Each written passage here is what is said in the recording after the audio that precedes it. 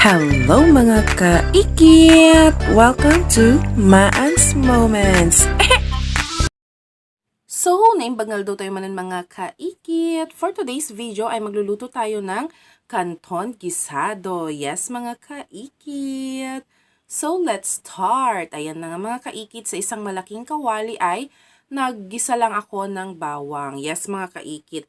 Yan mga kaikit ay prepare na ni mother last night, ganon mga kaikit. Tapos nilagay lang namin siya sa mantika and then ni-ref.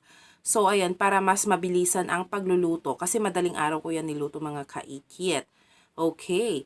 And then next on mga kaikit ay ang ating sibuyas. Gisahin lang naman natin ito ng maigi hanggang sa lumutay or mag-translucent or kung ano man ang tawag doon mga kaikit. Basta nagisa ng maayos. Kailangan natin ikiwar ng ikiwar mga kaikit para lumasa. So next ay hindi ako naglagay mga kaikit ng karne ng manok or baboy, kundi kikiam lang mga kaikit. 40-feed version tayo. Oo mga kaikit, pero masarap pa rin naman yun. And then, ginisa ko lang din siya ng maigi mga kaikit. And afterwards ay nilagyan ko siya ng chicken cubes. Nasa 4 na chicken cubes ang nilagay ko dyan mga kaikit kasi na around 7 na pansit canton ang inilagay ko dyan. Mga, di ko alam, basta 400 grams yun mga kaikit, kayo nang mag-compute. O, diba? Nadami kong around eh. Ayan. So, after that mga kaikit, nung iginisa ng maayos, ay nilagyan ko rin siya ng toyo.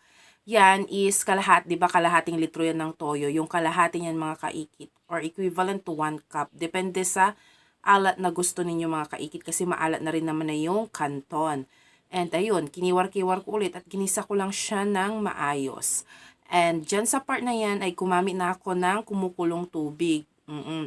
Kasi nga, kapag hindi kumukulong tubig or yung mga tap water lang is matatagalan kami sa pagpapakulo ng tubig na yan mga kaikit. So, ayan. Bali, 2 litro yan ng tubig ang nilagay ko. Then, next one is naglagay naman na ako ng mga gulay. Una kong nilagay is yung carrots. Next is yung sayote. And next one doon sa sayote ay ang, anong tawag dyan?